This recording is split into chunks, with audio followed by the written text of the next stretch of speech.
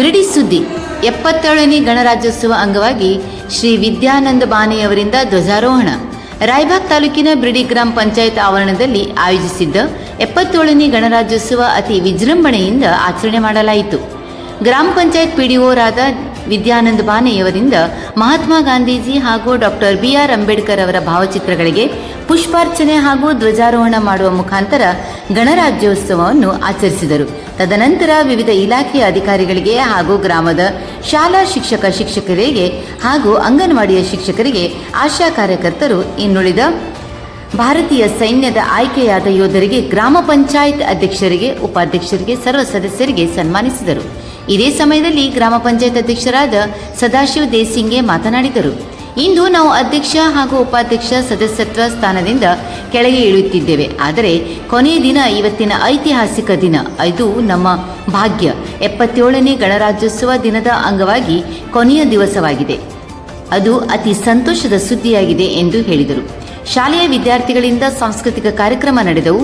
ಇದೇ ಸಂದರ್ಭದಲ್ಲಿ ಗ್ರಾಮ ಪಂಚಾಯತ್ ಅಧ್ಯಕ್ಷರಾದ ಶ್ರೀ ಸದಾಶಿವ ದೇಸಿಂಗೆ, ಉಪಾಧ್ಯಕ್ಷರು, ಗ್ರಾಮ ಪಂಚಾಯತ್ ಸರ್ವ ಸದಸ್ಯರು, ಗ್ರಾಮ ಪಂಚಾಯತ್ ಪಿಡಿಒರಾದ ವಿದ್ಯಾನಂದ ಬಾನೆ, ಕಂದಾಯ ಇಲಾಖೆ ಅಧಿಕಾರಿಗಳು, ಅಂಗನವಾಡಿ ಶಿಕ್ಷಕಿಯರು, ಆಶಾ ಕಾರ್ಯಕರ್ತರು, ಅಂಗನವಾಡಿ ಸಹಾಯಕರು, ವಿವಿಧ ಶಾಲೆಯ ಪ್ರಧಾನ ಗುರುಗಳು, ಸಹ ಶಿಕ್ಷಕರು, ವಿದ್ಯಾರ್ಥಿಗಳು, ಬಿರಡಿ ಗ್ರಾಮಸ್ಥರು ಉಪಸ್ಥಿತರಿದ್ದರು. ಇರೋ ರಿಪೋರ್ಟ್ ಅಮರೇನ್ ಕಾಂಬ್ಳೆ, ಅಮರವಾಹಿನಿ, ಕನ್ನಡ ನ್ಯೂಸ್, ಬಿರಡಿ. ಗುರುಗಳು, ಸಹಾಯಕರು, ಎಲ್ಲ ಶಾಲೆಯ 5 ವರ್ಷ ಹಲೋ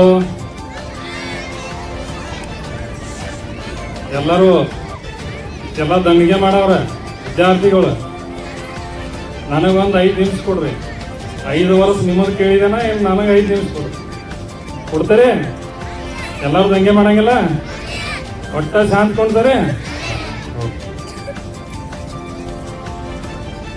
ಇವತ್ತು ಸಾಯಂಕಾಲ 5 ಗಂಟೆಗೆ ನಮ್ಮ ಅಧ್ಯಕ್ಷ, ಉಪಾಧ್ಯಕ್ಷ ಸದಸ್ಯತ್ವದಿಂದ ನಾವು ಕೆಳಗಿಳಿತಾ ಇದ್ದೀವಿ.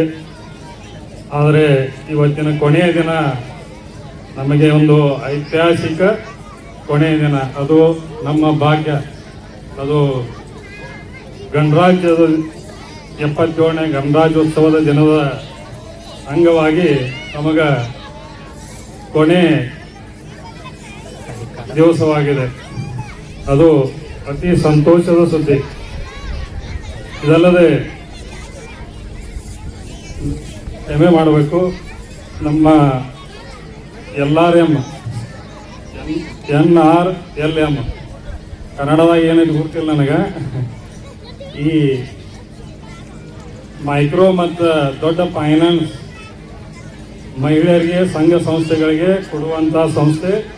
ನಮ್ಮ ಪಂಚಾಯಿತಿಯ ಸಿಬ್ಬಂದಿಯೊಂದಿಗೆ ಕೆಲಸ ಮಾಡುವರು, ಅವರಿಗೂ ಹೃತ್ಪೂರ್ವಕ ವಂದನೆಗಳು.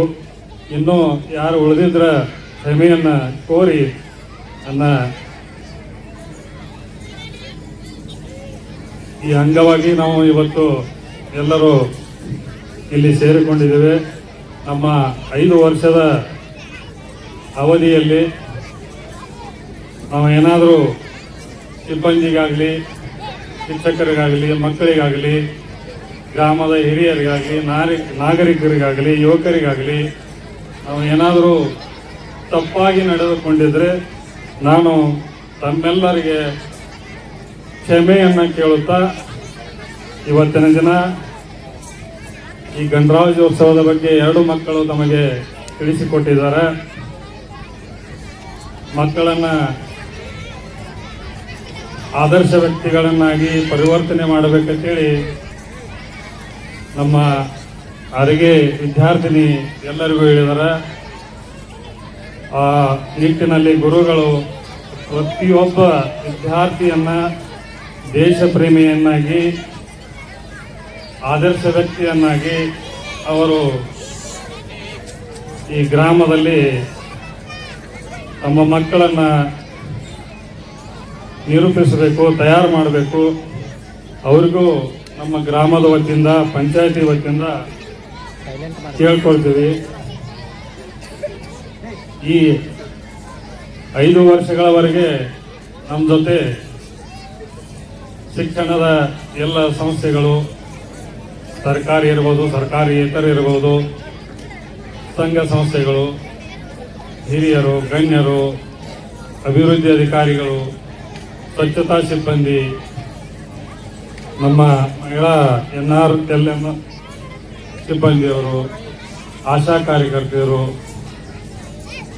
ಅಂಗನವಾಡಿಯ ಶಿಕ್ಷಕರು, ಸಹಾಯ ಶಿಕ್ಷಕರು ಎಲ್ಲರೂ ಸೇರಿಕೊಂಡು 5 ವರ್ಷ ನಮ್ಮ ಜೊತೆಗೆ ಕಾರ್ಯ ಮಾಡಿ ಇವತ್ತು ಅವಧಿ ಪೂರ್ಣಗೊಳಿಸಿದ್ದಕ್ಕೆ ಅವರೆಲ್ಲರಿಗೂ ನಾವು ಸನ್ಮಾನ ಕಾರ್ಯವನ್ನು ಇಟ್ಕೊಂಡಿದ್ದೀವಿ. ಆದರೆ ನಮ್ಮ 5 ವರ್ಷದ ತಮ್ಮ ಕಾರ್ಯಾಡಳಿತವನ್ನು ಯಶಸ್ವಿಯಾಗಿ ಅವರು ನಮ್ಮ ಜೊತೆಗೆ ನಿಂತು ನಮಗೆ ಸಹಕಾರ ಮಾಡಿ ನಮ್ಮನ್ನು 5 ವರ್ಷಗಳವರೆಗೆ ಈ ಗ್ರಾಮದ ಎಲ್ಲ ಅಭಿವೃದ್ಧಿ ಕಾರ್ಯಗಳನ್ನು ಮಾಡಲಿಕ್ಕೆ ಸಹಾಯ ಸಹಕಾರ ಮಾಡಿದ್ದಕ್ಕೆ ಅವರಿಗೆ ಇವತ್ತು ಸನ್ಮಾನವನ್ನು ಇಟ್ಟುಕೊಂಡು ಆ ಸನ್ಮಾನವನ್ನು ಅವರು ಸ್ವೀಕರಿಸಿ ಅವರು ನಮಗೆ ತುಂಬ ಸಂತೋಷವನ್ನು ಈ ಗ್ರಾಮ ಪಂಚಾಯತಿಗೆ ತಂದುಕೊಟ್ಟಿದ್ದಾರೆ. ಅವರೆಲ್ಲರಿಗೂ ನಮ್ಮ ಗ್ರಾಮ ಪಂಚಾಯತಿಯ ಅಧ್ಯಕ್ಷರು, ಸದಸ್ಯರು, ಗ್ರಾಮ ಪಂಚಾಯತಿಯ ಮೇಲಾಧಿಕಾರಿ, ಸಿಬ್ಬಂದಿ, ಸದಸ್ಯರು ಎಲ್ಲರೂ ಸೇರಿಕೊಂಡು ಅವರಿಗೆ ಹೃತ್ಪೂರ್ವಕ ವಂದನೆಗಳನ್ನು ಕೇಳಲು ಬಯಸುತ್ತೇನೆ.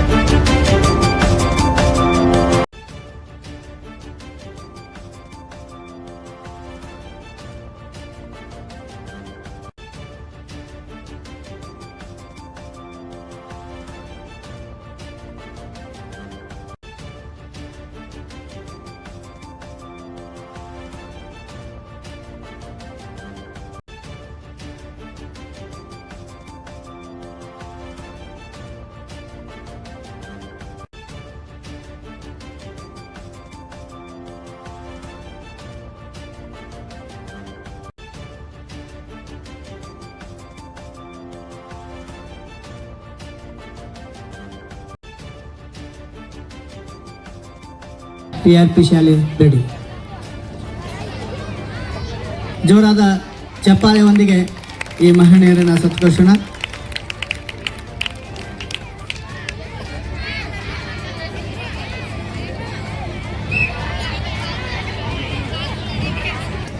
ಗ್ರಾಮದ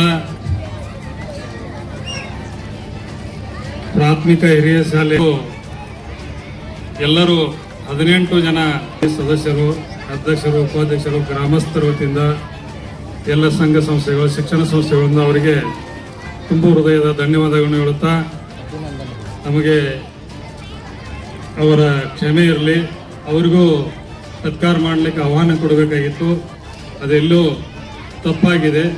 ಆ ತಪ್ಪನ್ನು ನನ್ನ ಮೇಲೆ ಹಾಕ್ಕೊಂಡು ಅವರಿಗೆ ಕ್ಷಮೆಯನ್ನು ಕೇಳುತ್ತಾ, ಅವರಿಗೆ 3 ವರ್ಷಗಳ ಕಾಲ ಅವರಿಗೆ ಶಿಕ್ಷಣ ಸಂಸ್ಥೆಯ ಮಕ್ಕಳ ಎಲ್ಲರನ್ನ